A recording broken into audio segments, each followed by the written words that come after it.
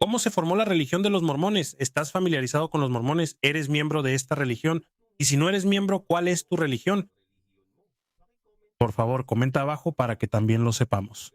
De todos modos, en este video vamos a hablar sobre cómo comenzó esta religión, quién la fundó y cuáles fueron las experiencias por las que pasaron. ¿Y por qué hasta ahora siguen prosperando en todo el mundo? Eso es lo que vamos a descubrir. Antes de saltar al presente, regresemos primero al pasado. A principios del siglo XIX, Estados Unidos estaba cambiando rápidamente.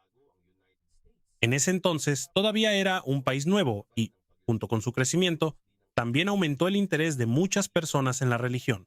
Muchos predicadores viajaban a diferentes lugares para predicar, por lo que también comenzaron a multiplicarse varios grupos cristianos. Además, también aumentaron los predicadores y nuevos grupos religiosos en el oeste de Nueva York, donde creció José Smith.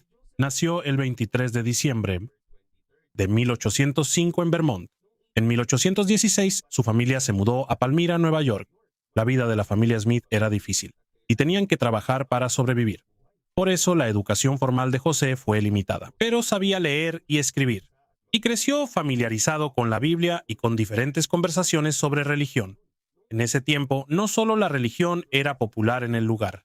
Como la zona era nueva, también eran populares las historias sobre el oro. Incluso había personas que buscaban el supuesto tesoro escondido, y había quienes creían que piedras especiales, sueños u otras creencias populares podían ayudarles a descubrir dónde estaba enterrado el tesoro. José Smith también formó parte de este tipo de búsqueda de tesoros. Existen registros históricos que muestran que él utilizó lo que se llama una piedra vidente mientras ayudaba a buscar objetos perdidos o tesoros escondidos. Mientras José crecía, también notó la cantidad de diferentes iglesias a su alrededor. Cada grupo enseñaba cosas distintas y él no sabía cuál debía seguir. Aquí comenzó una de las historias más importantes de la religión que él fundó más adelante. Según el propio relato de José Smith, en la primavera de 1820, tenía 14 años cuando fue a un bosque tranquilo cerca de su casa para orar. Lo que quería saber era a qué iglesia debía unirse. Según José, mientras oraba, vio una luz muy brillante y a dos seres divinos. Más tarde, dijo que lo que vio fue a Dios el Padre y a Jesucristo. Según su relato, le dijeron que no se uniera todavía a ninguna de las iglesias que estaba considerando. Este acontecimiento es lo que ahora la Iglesia de Jesucristo de los Santos de los Últimos Días llama la primera visión. Esta es una de las partes más importantes de sus creencias sobre el inicio de su iglesia. Esta historia proviene directamente de lo que José Smith dijo y escribió acerca de lo que vio y experimentó. Él tiene varias versiones de la historia que fueron registradas en diferentes épocas, pero todavía no había fundado ninguna iglesia después de esto.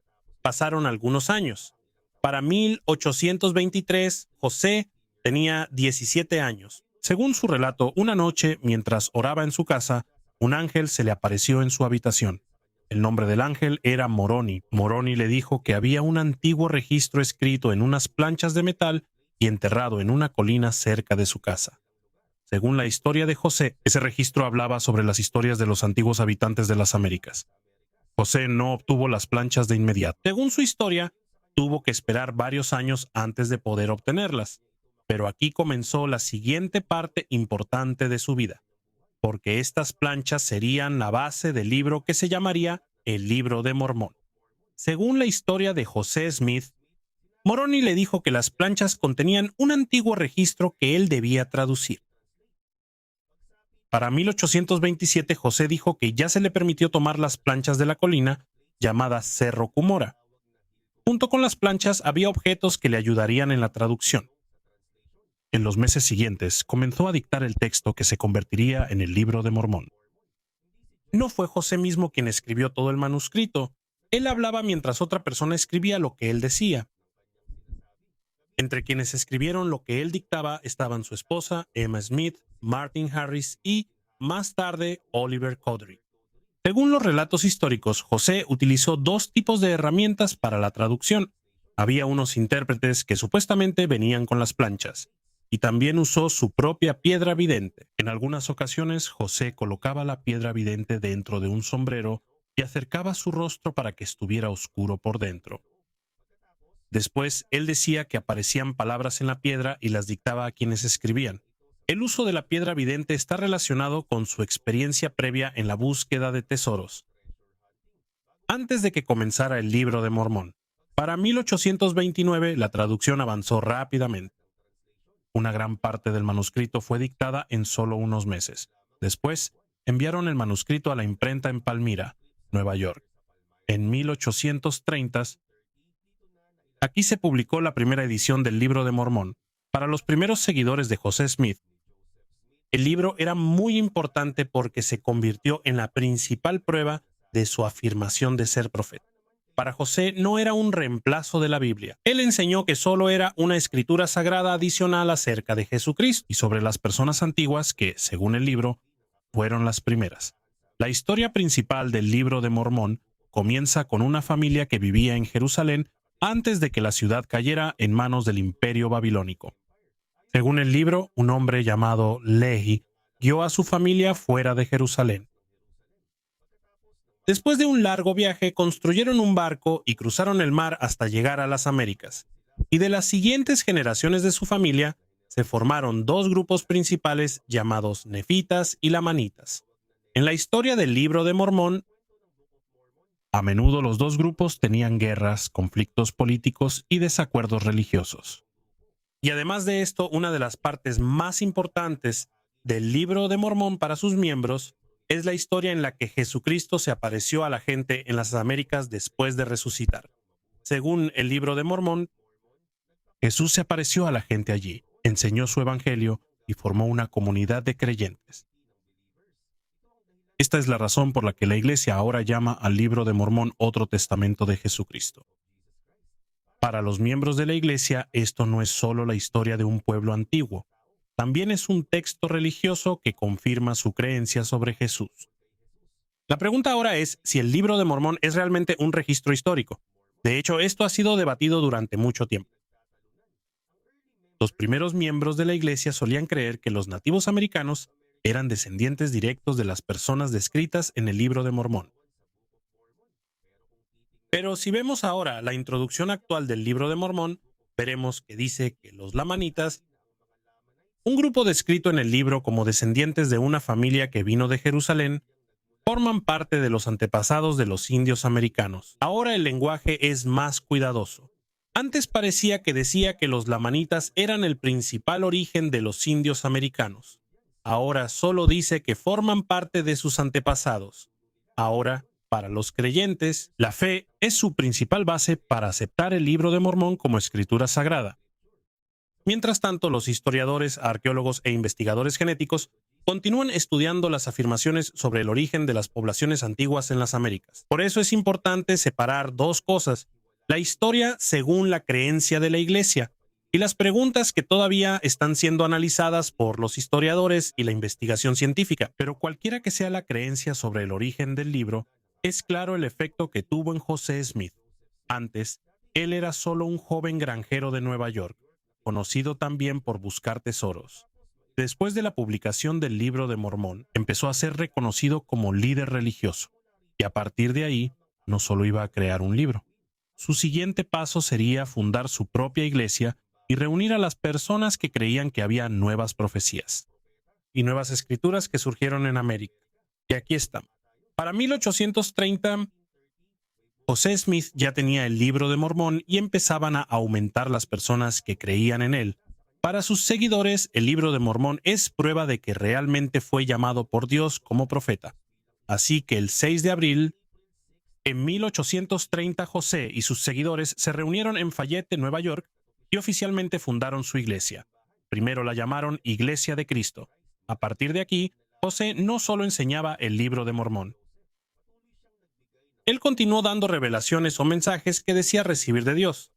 Con el paso de los años se formaron muchas creencias que hicieron única a su comunidad. Una de las creencias más importantes para ellos es la llamada restauración. Según su creencia, después de la muerte de Jesús y sus apóstoles, se perdió la autoridad correcta para dirigir la iglesia.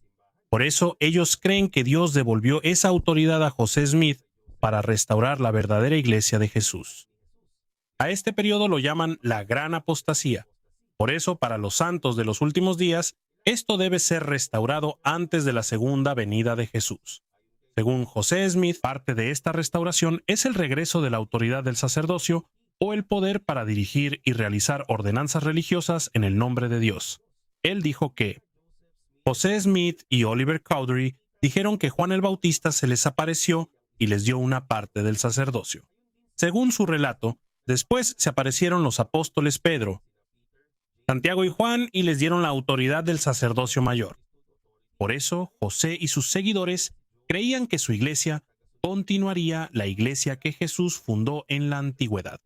Pero en 1830 aún no estaban completas todas las enseñanzas de los santos de los últimos días. Muchas de sus creencias fueron enseñadas por José Smith en los años siguientes. Muchas de las doctrinas de José Smith también se añadieron y cambiaron a medida que avanzaba su ministerio.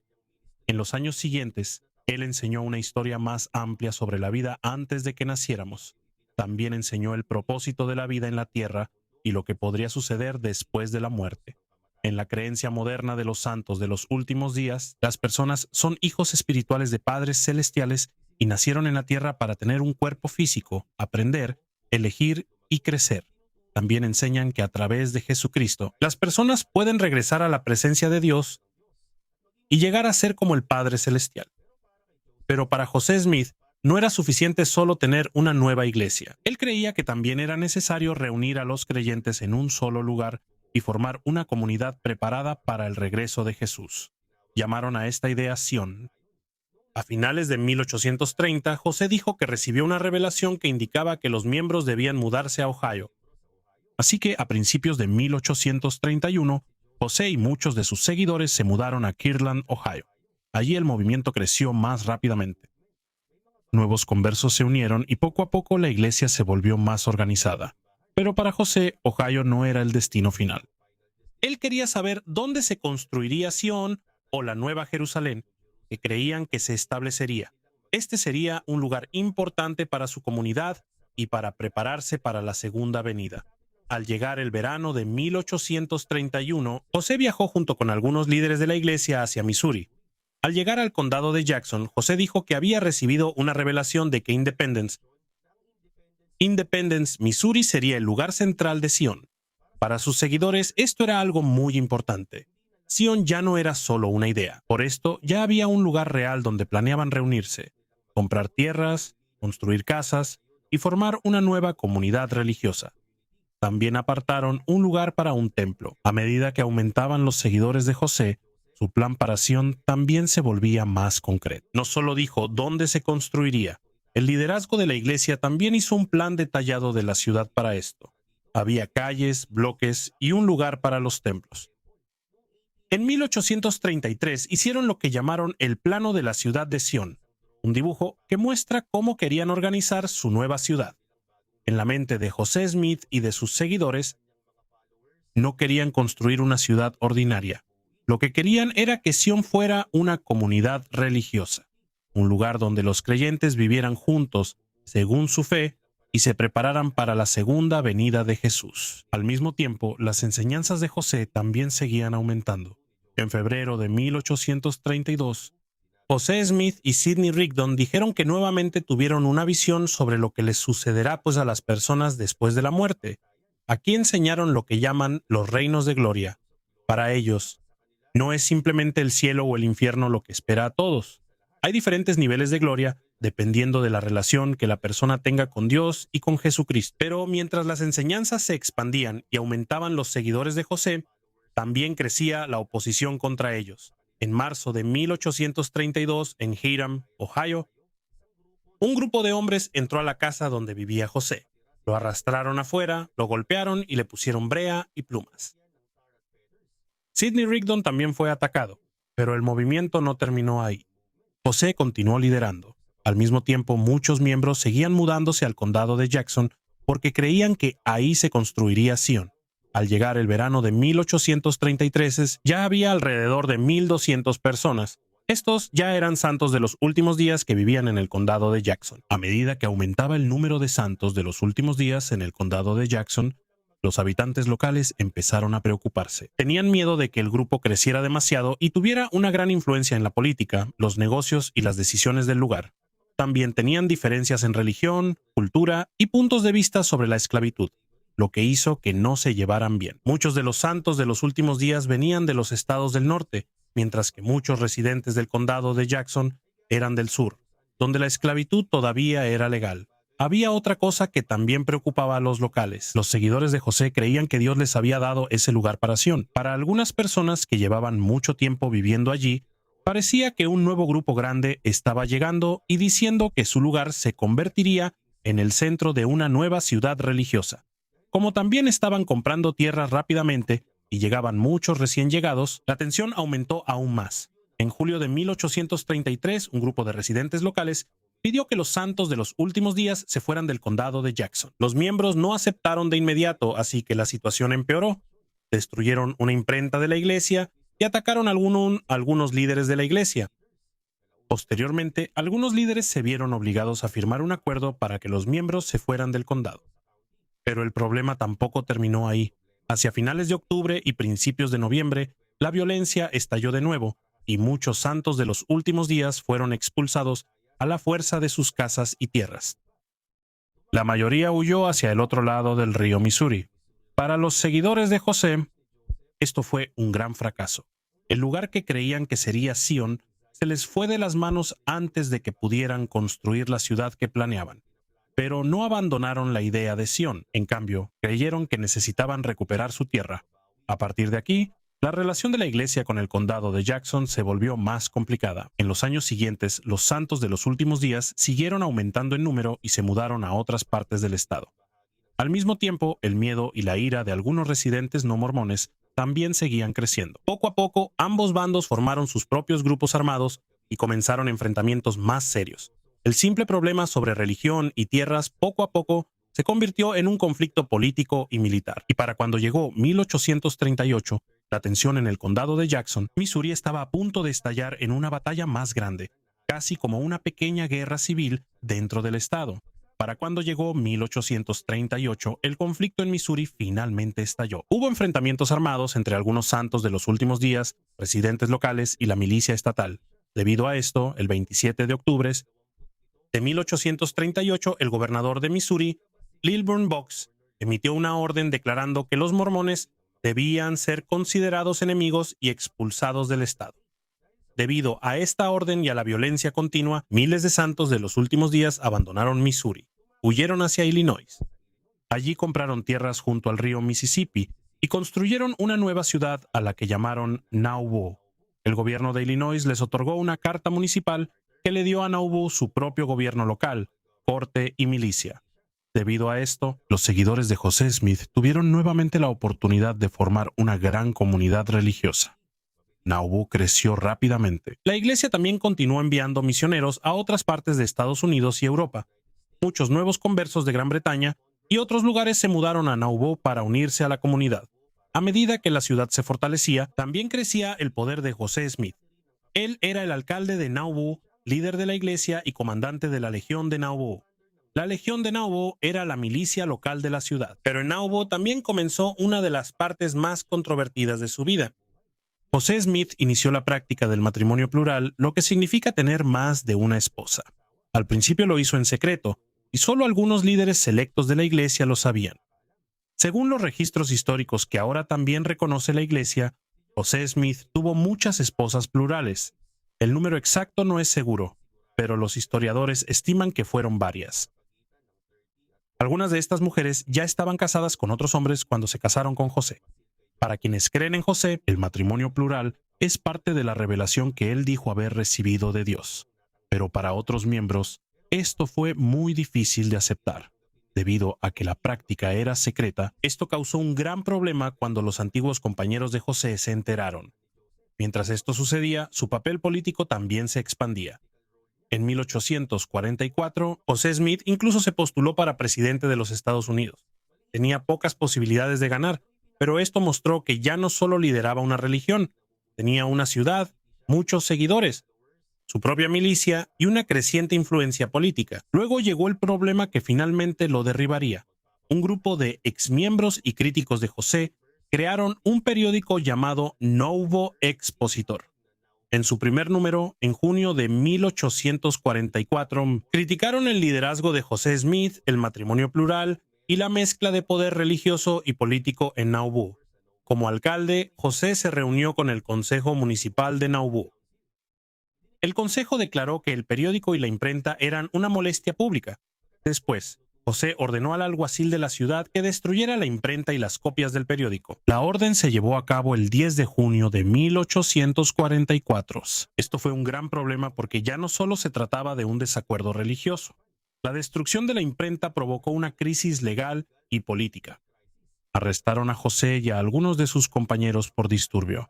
Mientras aumentaba la tensión, José también declaró la ley marcial en Nauvoo y utilizó a la milicia. Posteriormente, enfrentó un cargo más grave de traición contra el estado de Illinois. José se entregó a las autoridades y fue llevado a la cárcel de Carthage junto con su hermano Hiram y algunos otros compañeros. El 27 de junio de 1844, una turba armada irrumpió en la cárcel. Los hombres subieron al segundo piso y dispararon en el cuarto donde estaban José y Hiram. Hiram fue asesinado. José tenía una pistola pequeña y también disparó mientras intentaban defenderse. Después, José se dirigió a la ventana. Le dispararon y cayó desde el segundo piso. José Smith murió a la edad de 38 años. En solo 14 años desde que fundó su iglesia, José Smith logró formar un movimiento religioso. Publicó un nuevo texto sagrado, fundar comunidades y atraer a miles de seguidores, pero cuando murió, la iglesia de repente se quedó sin su fundador y líder principal. Después de que José Smith murió, el 27 de junio de 1844, el movimiento que él comenzó no terminó.